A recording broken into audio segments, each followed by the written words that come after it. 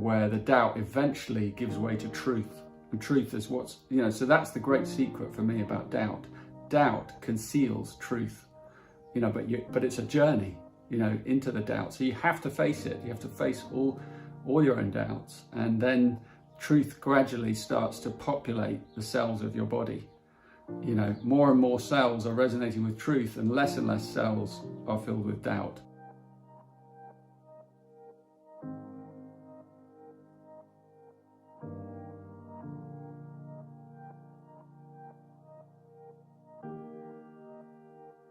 Hello, I'm Sandie Sedgebeer, founder of the No B.S Spiritual Book Club and host of 3 live streaming radio shows and podcasts, all of which allow me to live my purpose and my passion for shifting perceptions about who we are, where we come from, and our place and role in the universe. This episode features international teacher, mystic and poet Richard Rudd, who is the founder of the Gene Keys, a truly fascinating, sacred teaching of universal wisdom that's embedded within the structure of our human DNA and enables any one of us to uncover our life purpose. Enjoy. I'm the founder of a system called the Gene Keys, and so that's been a deep part of my purpose. But also, purpose is a multi-leveled thing. So I'm also a father and a husband and a family man. So that's also a deep part of my purpose. And those two, my working life and my family life, are a deep part of my purpose. But I go even deeper than the things I do, because for me, purpose is more about a state of being. It's a state of presence. And so in my teachings, the Gene Keys, which guide people towards their purpose, it's usually guiding us into a state of being, some state of compassion, or there's often words of the Gene Keys. My particular word is about timelessness. So my highest purpose, which is another way I often phrase it, highest purpose, is really to hold as best I can and embody a state of timelessness, and that means that I have to learn the great art of patience in life, and that becomes one of my great teachers, and always has been, and deep relaxation. So from that point of view, my purpose is, multi-leveled. The road that led to me discovering my purpose probably began with a big mystical experience I had in my late 20s, where previous to that experience, I was just kind of drifting about in the world and interested in lots of different things. But then I had this big event that lasted for 3 days. It was a spontaneous event, and it put me in touch with a kind of much more cosmic intelligence at the core of the universe. And it gave me a completely holistic view of reality, a new view of your reality. And so that started the journey towards my true purpose, my higher purpose, that event. And then it was a struggle at many points along the way, because when you're in one of those heightened states of consciousness, especially for a long period of time, which I would say 3 days and 3 nights is actually quite a long period of time to be in that state. And I'm kind of in awe of people that live in that state. Haven't met very many of them. But for me, it was about having a taste of it and then creating a journey towards it by walking that journey myself.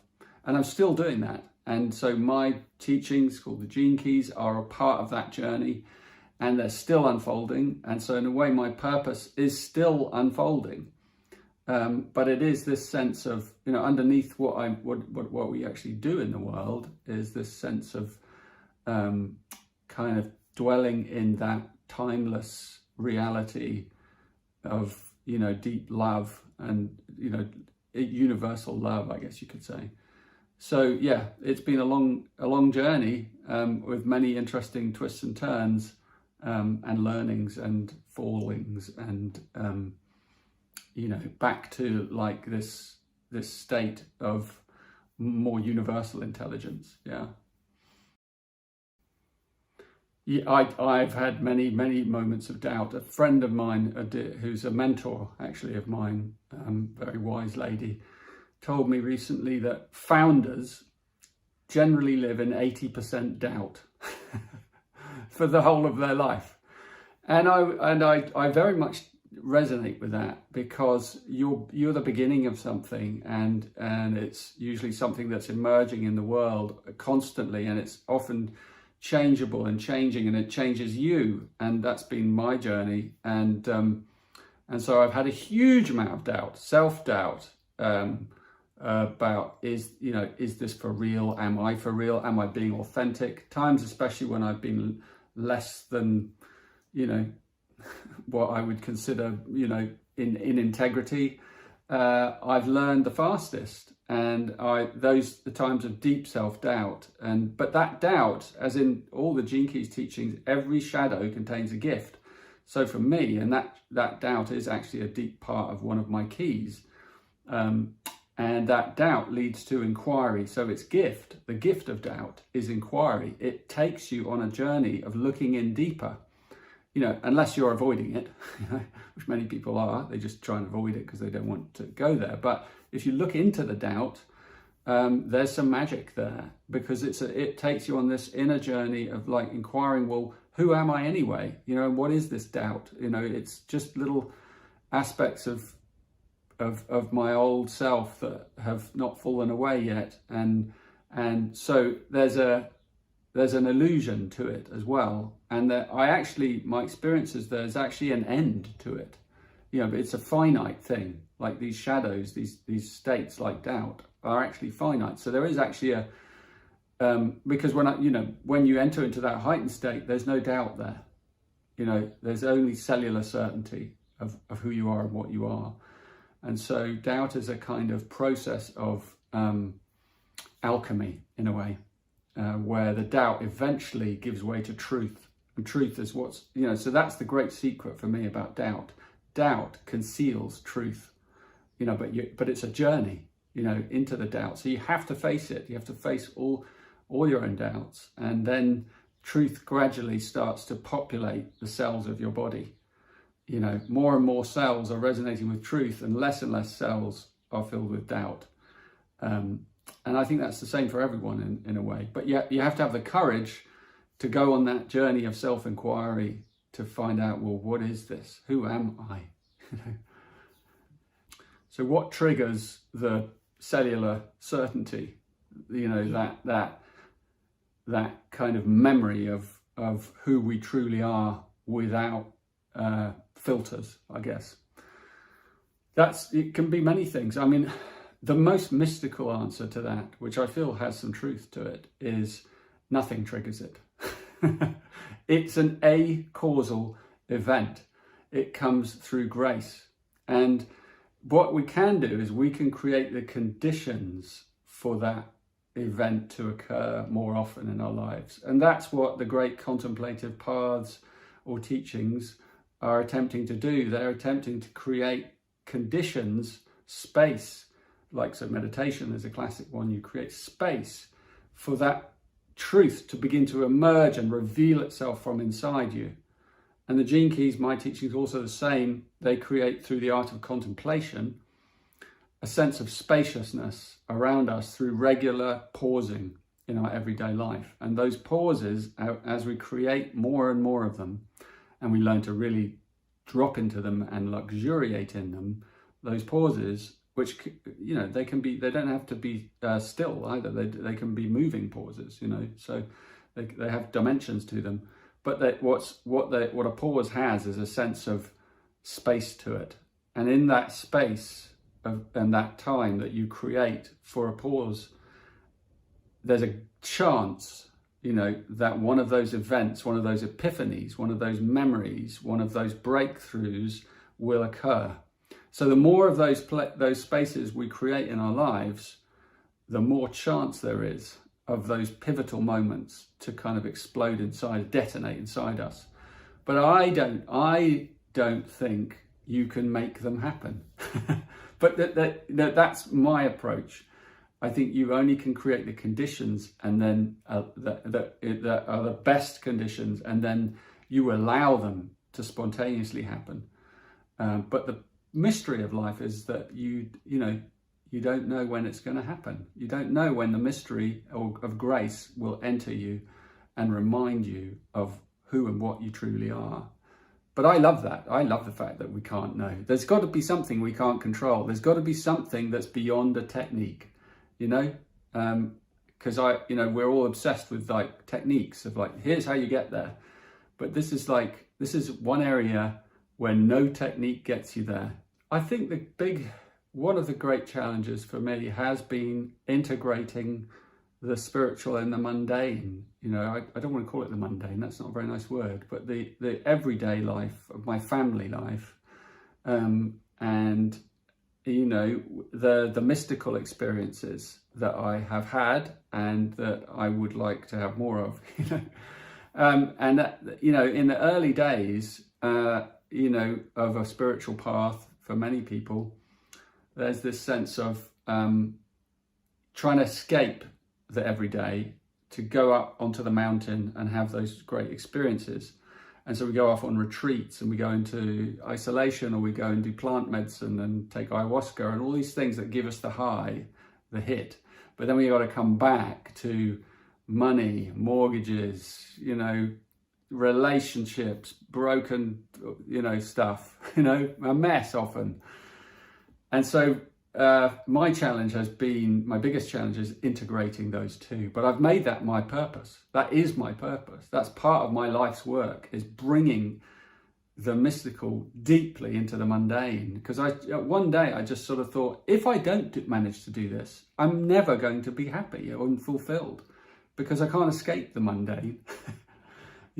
And so my great task, and I'm doing a lot better at it nowadays, has been, bringing, the pausing really helps, because in all the things that you have to do in your everyday material life, if you create these little magical pockets of pausing, populating that life, you have the mystical in the mundane, and it starts to saturate the mundane, and then the mundane becomes mystical.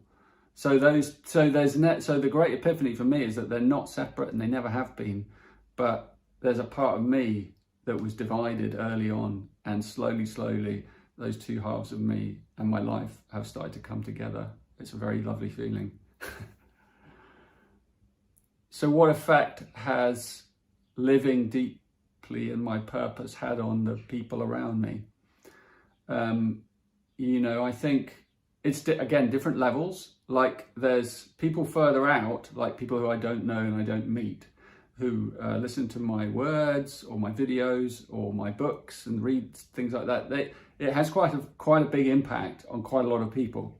My sense of grounding into my purpose, because part of my purpose is to help people find purpose, find their purpose. So in that sense, I get quite a bit of good feedback that it's really helping people.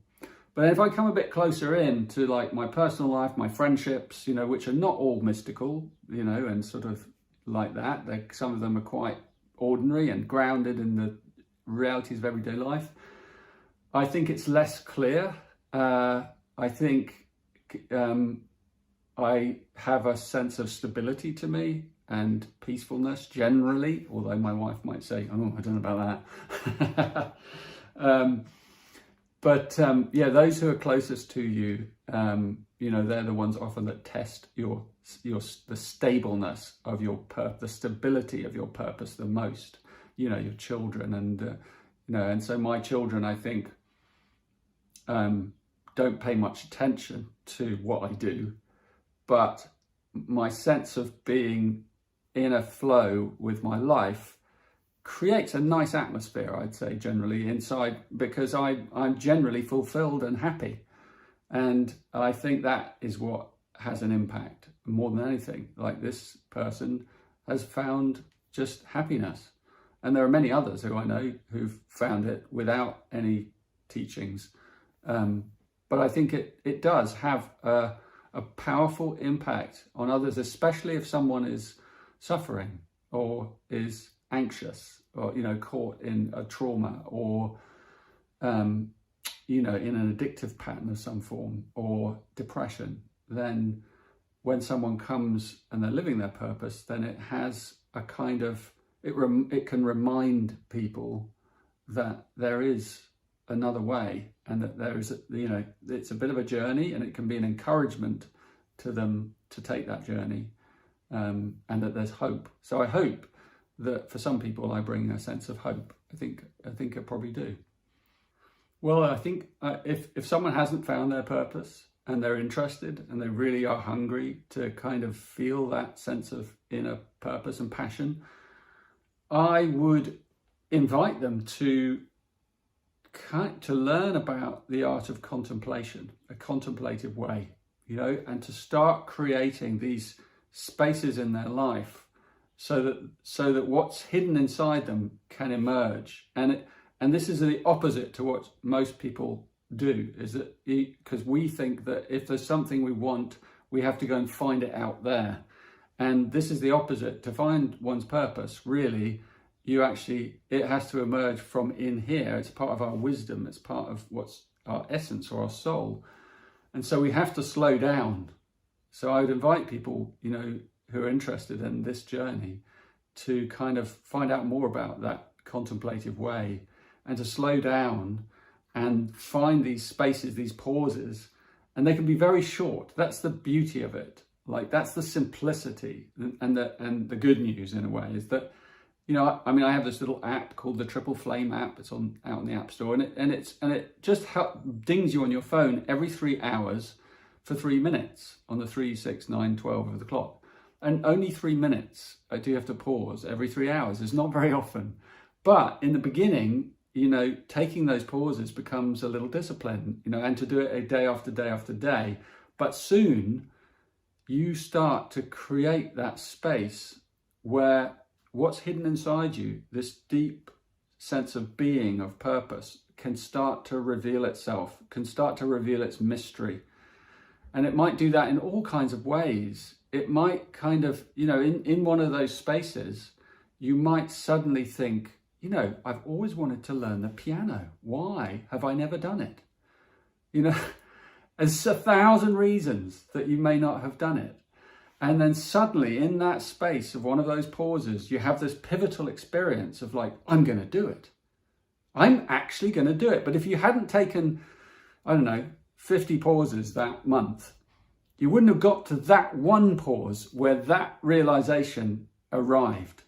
So you have to create these spaces, I would say, and I really invite people to kind of begin that practice and see the magic start to come. But you have to be a little bit persistent and a little bit patient because you don't know in which pause it happens. And in the beginning, it's 3 minutes, but as you start to enjoy them more, you might extend them. You know, because you might realize, yeah, and then you might just leave. You might not need the app anymore. You might just start to find that you're just taking them anyway because they're joyful, and you can take them in lots of different ways. So you can go for a walk, that can be a pause. You can have a lovely dialogue, it can be a pause with someone, you know. But you'd have to be a pause. You have to stop doing something else and then start doing something where you're much more present. So pausing is about bringing your presence to something, and it's usually very joyful. Although sometimes when you do open up that space, you also become aware of, you know, difficulties or pains inside you, or discomfort or unease or anxiety. But it's much better to know more about those things than to have them repressed and not known. So there's a little bit of courage also in this contemplative path. So yeah, but it's very, very simple. It's a very simple way. You know, I moved through, like many of us, I moved through many methods in my search for purpose. My early methods were from the East, you know, the meditation practices, Tantra and Tao. The Tao, I studied with several Taoist teachers, Taoist masters from, you know, from the Far East. And those were kind of building blocks for me. And then I became interested in the I Ching and human design. They were key components of my journey. But I just kept on expanding and wanting to stretch and go further, and that's why eventually I created my own way, which is the Gene Keys, because I wanted to track my own way, and I thought if I track it, if I create a system around it, then it might be helpful for others as well. And I have that kind of a brain and mind, and so I'm still doing that. I'm still tracking my own way, and it's still expanding into new and new vistas of, you know, higher and higher consciousness or higher and higher frequency. So, and Gene Keys has incorporated many other systems in it. And, you know, the Kabbalah was part of it, the chakras was part of it, human design, as I mentioned, the different teachings that I've studied and teachers I've studied with, and indigenous teachings, and you know, it's all in there. Anyone who wants to kind of get their head into this book, and then my other books, they'll find all these strands that I've woven into the synthesis. It's a synthesis, Gene Keys. So my journey's been very wide in terms of assimilating mythic threads and then weaving them into a new form of tapestry that could be helpful for people. Astrology is another one, although I never trained in astrology, but it was a vital component that came from studying human design. So that was another element. But there's so many elements and new ones coming all the time, you know. So yeah, it's been a long and twisting journey. I think when we go back to our childhood, we do find that there are clues that about what we're here to do and our true purpose. But as I said earlier, it's like our true purpose is really a sense of presence and being, and that was there when we were a child, when we were a very young child. And you know, I say is like what we're here to do can change, but who we truly are, that deep purpose, that deep quality of our soul's essence, that never changes. So it's been there from the moment we arrived. And we've probably, the layers of wounding, trauma, forgetting through our childhood and our schooling and our education and our systems, you know, they tend to erode that sense of pure being from our childhood. So recapturing aspects of our childhood or going on a journey into what happened and trying to remember how it was and looking for clues can be a wonderful dance, you know, to go and see. I guess for me, like, I had moments as a boy. I had great joy as a boy. I remember being a real show-off, actually. You know, my mum was saying, stop showing off. You know how mums can do that to young, boisterous boys. And actually, I ended up being a bit of a show-off in the world. But it was part of, like, I think I was in training for, like, lots of people might end up looking at me. So I might as well start getting used to it. And just spreading that joy and that passion is part of everyone's purpose. But we all do it in different ways, in different styles. But yeah, I think going back, I think our purpose is actually deeply hidden in our DNA. It's actually in our body, and that's why, you know, my teaching, the Gene Keys, are all about reawakening that hidden gem in our DNA that is our purpose. Yeah, so it's what I've ended up doing. The only real purpose for existence is to shine our light, and it doesn't matter what we do at one level. It's how we do whatever we do. So wherever you are in the great hierarchy and chain of beings, you know, whether you could have a very humble, simple life, and you could be fulfilling the deepest purpose of anyone, or you could be a great, you know, statesperson and having a powerful impact, or taking on justice. And sometimes also, and this may be a bit controversial, people come in for short bursts of time. Souls come in, and their purpose is to shine that light just for a burst and then leave. And but that burst has such a profound effect often on the people that they leave behind. And so that becomes like a purpose of that soul at that time, even though it's really hard often for those who are left behind, and we're trying to work out what to do about that. But often, you know, you hear those stories of someone that passes on and they die of some kind of disease, but then the parents or the friends then kind of in their name create something powerful and beautiful and healing. And you can see, like, we have these different layers to our purpose. And so it really is about just shining as much light as you possibly can while you're here. And that can take so many forms. It doesn't have to be a big kind of impact on the world. You don't need to be on social media to do that. You don't need, you know, it doesn't have to be that way. It can be as tiny as being a gardener, or working with the land, or with your hands, or with a craft, or some art form, or music. You know, it can be just music. You know, the musicians have always been like, there've always been so many musicians among us, and their joy is just to share their music. And it's a metaphor for purpose, for everyone to share their light, to share our music. And so, yeah, that's all that's needed. If you can create more joy, if you can create more inspiration, if you can, you know, create more love, there's nothing more anyone can do in this universe. Well, if the majority of people were living their purpose, the world would have a coherence. I could even say the world will have a coherence that we can barely imagine at the moment, because true purpose is rooted in this unconditional love.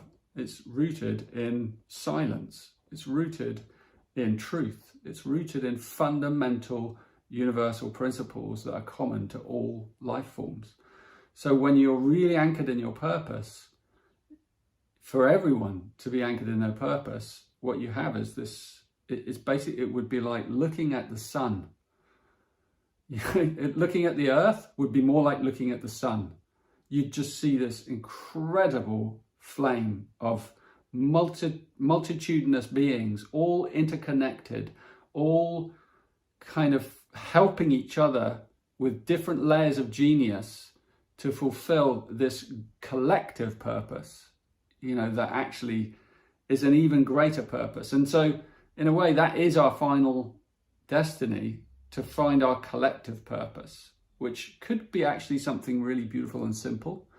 You know, it could be just to be here in our light and to take care of each other and the earth and to be really good stewards, you know, but in all our colorful ways, you know. So you're going to have mischievous deity people, and you're going to have, you know, you're going to have deeply caring, healing deity people, and then you're going to have all these different expressions of, in Gene Keys we call them the siddhis, our highest attributes that are hidden in our DNA, these superpowers that are latent inside human beings, that are still dormant for the majority of us. And so when those start to come online, then we get to see a much higher purpose, that humanity might become, you know, take a greater seat in the cosmos, you know. So we may become as a higher being, so we may become like an angel, like or an archangel, you know, like, so humanity, or the network of humanity could actually be like a part of an angel, you know, of an angelic being so great. And ultimately, I think we all are destined to become stars. You know, when you look at the stars in the heaven, I've always felt really we're looking at beings that have perfected their destiny, and they could even be whole chains of beings that have perfected their destiny as a star, you know. And then and so we're looking at them, and that's our encouragement, like we will one day become one of those stars. I think humanity will one day become a star, you know. And so I think that's a kind of magical thought maybe to hold.